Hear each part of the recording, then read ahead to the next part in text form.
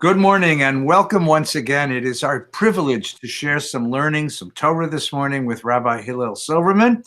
Good morning, Hillel. It's Tazria Mitzora, one of the hardest, most arcane parshiot in the Torah, and I understand you have something very special to share with us this morning. I will try. Shabbat Shalom. It's good to be with you. I'd rather begin with a little passage, a small passage from last week's Seder, and then go on to today, Mitzora.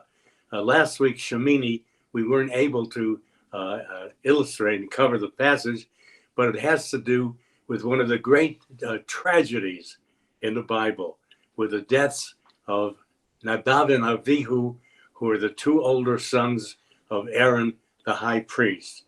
And it's tragedy enough to lose a child, but to lose a child on the most important day of your life is a double tragedy.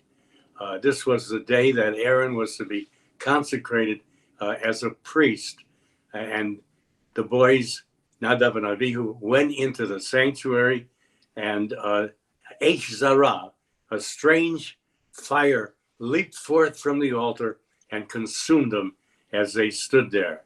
What do we say about this terrible tragedy? The rabbis give many interpretations, none of them satisfactory. The rabbis say that Nadav and Avihu did not respect their elders.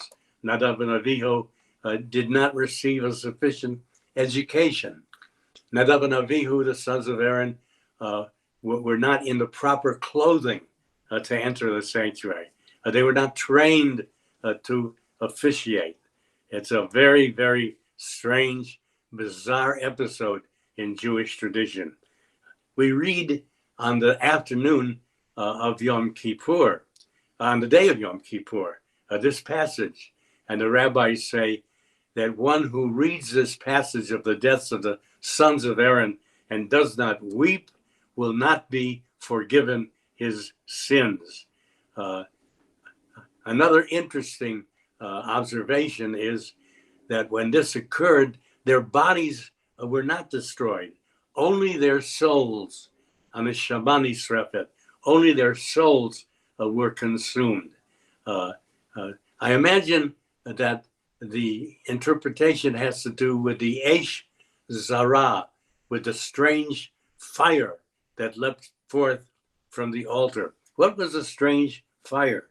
The strange fire was perhaps a new interpretation of the Jewish religion, a new answer, not the answer in Judaism, but the answer outside of Judaism.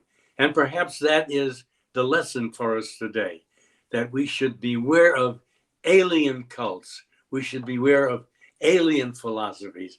We should be aware of strange theologies. The answers are in our religion. The answers are in Judaism. And if we take the time and the patience to pursue the teachings of the Jewish religion, we will be able to sustain ourselves and our spiritual lives. A very, very important part of this episode is the reaction of Aaron. Aaron does not explain, nor does he try to interpret, nor does he try to find the answers to this tragedy. Vayidom Aharon, and Aaron was silent. He didn't think this was the occasion to try to find the reason for the tragedy. It was a silent resignation on his part. And perhaps that is what we should learn from this passage, that there are occasions in life when we must accept what happens. A child passes away. A young mother is stricken with cancer. There's a terrible traffic accident. There is a very bad episode of an earthquake. There are terrible losses in terrible wars. Oftentimes we try to explain, but other times serenity, serenity to accept the tragedy is the only answer. There must be some kind of reason. There must be some way to interpret it. Only God knows the answer to these tragedies, but we who are not God cannot interpret them. We must accept them. It has been aptly said that may God give us the serenity to accept that which we cannot change. May God give us the courage to change that which we cannot accept. And may we know the difference. I repeat these wise words. May we have the serenity to accept that which we cannot change. May we have the courage to change that which we cannot accept. And may we have the wisdom to know the difference. So much for last week's Sedra. This morning, Tazria Metzora, leprosy. It's a very, very difficult Sedra. It has to do with the illness of Tsora'at, which was prevalent in those days. Medical science has said that this was nothing like the leprosy of today. It was a different sort of disease, elephantiasis.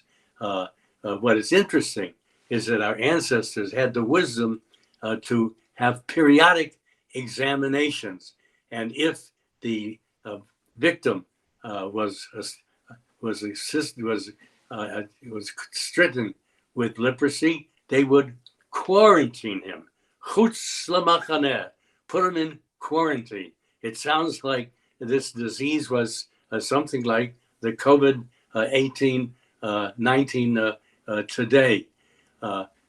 I must tell you on a personal note that my grandchildren and children here in Encino have a wonderful dog, a golden retriever.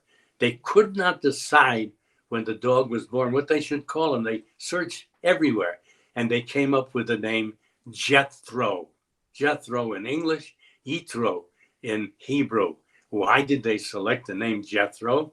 Because that week, that Saturday, it was the Parsha of Jethro. Now, who was Jethro? Jethro was the father of Moses. He was the father-in-law of Moses, the father of Zipporah. He was a very fine man. He was the priest of Midian, and he was very, very helpful to Moses on many occasions. My question is, why did they have to search the name Jethro for their beautiful dog? Had they waited a few more weeks, it would have been our Sedra this morning when the dog was born, Metzora, and they would have called their dog Metzora, leper. I can see it now. Come here, leper. Let's go for a walk, leper. Eat your breakfast. Don't bark so much. In any event, it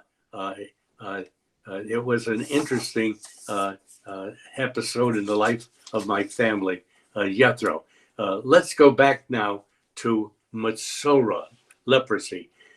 From the word leprosy, Metzora, you can derive another phrase, Mosi Shem Ra, which is gossip and slander. Gossip and slander is also the interpretation of leprosy. Now, there's a difference between slander and gossip. There may be some truth in slander, or a lot more truth in slander than in gossip. Some of gossip may be true. They are both very, very dangerous and can cause a lot of consternation and destruction in the household. This morning, we read in the passage of the leprosy of Miriam. Now, what happened to Miriam? She was guilty of gossip, of slander to their brother Aaron. They picked on their brother Moses, and they gossiped and slandered Moses and his wife Zipporah. And Moses is distraught, and Moses offers a prayer on her behalf. 5-word prayer, shortest prayer in the Bible. Every word is 2 letters except one which is 3. Moses says, El na rafana la. Oh God, heal her. Sometimes it's good to pray in that fashion. Just 5 words. Oh God, heal her. And she was healed. But we learn a great deal from this episode about the danger of slander. For one thing, we must understand that the one who listens to slander is as guilty as the one who slanders. If there were not so many open listening ears, there would not be so many opening mouths. The slander encourages one to slander and say ill things about a neighbor. Another word for slander in our tradition is rechilut. Rechilut. Rechilut comes from the word rochel, which is a merchant. A merchant is easily given to gossip. As he travels from town to town, he says, "What's new? What's new?" Gossip. Gossip is evil, and slander is evil. Our tradition tells us they are two ears and one tongue. Why two ears and one tongue? Because we must listen to twice as much as we talk. Another important observation, there is so much good in all of us and so much bad in the best of us that it ill behooves the rest of us to talk ill of our fellow man. A very, very important prayer every day, actually 3 times a day, at the end of the Amidah, the silent devotion, is Netzor Lishoni Meira. Keep my tongue from evil and my lips from speaking guile. Not easy to prevent, but it is certainly a terrible thing to do. It ends the Amidah, which is interesting. The 18 are now 19 prayers of the silent devotion, 3 times a day, beseech God for help, for assistance, confession of our sins. But these blessings end with the prayer to prohibit slander and gossip, as if to say that all of our prayers are fruitless if we indulge in gossip and in slander. And interestingly, the Sedra this morning talks about leprosy in the house. Now, what is leprosy in the house? It was kind of mold or decay, but the rabbis are telling us that this is moral leprosy that begins in the home. It starts in the home. All of our corruptions, violence, racism, corruption, prejudice, hatred, dishonesty can begin in the home when the home is a house and not a home. The Hebrew word for parents is horim. Horim means teachers, and the teachers give a moral education to the children. It's in a home that children will learn hatred and prejudice and dishonesty unless they are taught by their parents the true values of living. Moral leprosy, that's a very, very interesting observation.